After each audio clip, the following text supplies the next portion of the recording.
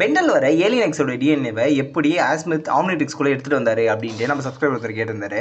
ஏன்னா alien X species மற்ற species மாதிரி கிடையாது. இவங்க ஃபோர்ஜ் ஆஃப் கிரியேஷன் அப்படின்ற ஒரு இடத்துல இருந்திருப்பாங்க. அந்த இடத்துல அவ்வளோ சீக்கிரமாக யாராலையும் என்ட்ரு ஆக முடியாது. மேப் ஆஃப் இன்ஃபினிட்டியே கண்டுபிடிச்சி டாக்டர் பேரடாக்ஸ் ஆன அப்புறம் எப்படி ஆஸ்மித் வந்து ஏலியன் எக்ஸோட டிஎன்ஏவை காப்பி பண்ணாரு அப்படின்ற மாதிரி கேட்டிருந்தாரு. இது ஒரு நல்ல கேள்வி. பதில சொல்றா. ஆக்சுவலாக ஆஸ்மித் எப்படி ஏலியன் எக்ஸோட டிஎன்ஏவை காப்பி பண்ணார் அப்படின்னா பேரடாக்ஸோட ஹெல்ப் மூலியமாக தான். இது கிரியேட்டர்ஸே அஃபிஷியலாக மென்ஷன் பண்ணியிருக்காங்க. என்ன அப்படின்னா நம்ம ஆஸ்மித் டாக்டர் பேரடாக்ஸோட ஹெல்ப் மூலியமா ஒரே ஒரு யங் செலஸ்டியல் சேப்பியனுடைய சாம்பிளை எடுத்துகிட்டு வந்து ஆம்னிட்ரிக்ஸில் ஸ்கேன் பண்ணியிருப்பாங்க அப்படின்ற மாதிரி. அண்ட் இன்னும் ஒரு சில ஃபேன் தியரி என்ன சொல்லுது அப்படின்னா ஆஸ்மித் அண்ட் டாக்டர் பேரடாக்ஸ் ரெண்டு பேருமே ஃபோர்ஜ் ஆஃப் கிரியேஷனுக்கு டாக்டர் பேரடாக்ஸோட ஹெல்ப் மூலியமாக போயிட்டு அங்கே போயிட்டு ஒரு யங் செலஸ்டியல் சேப்பியனுடைய டிஎன்ஏவை ஸ்கேன் பண்ணியிருக்காங்க அப்படின்ற மாதிரி.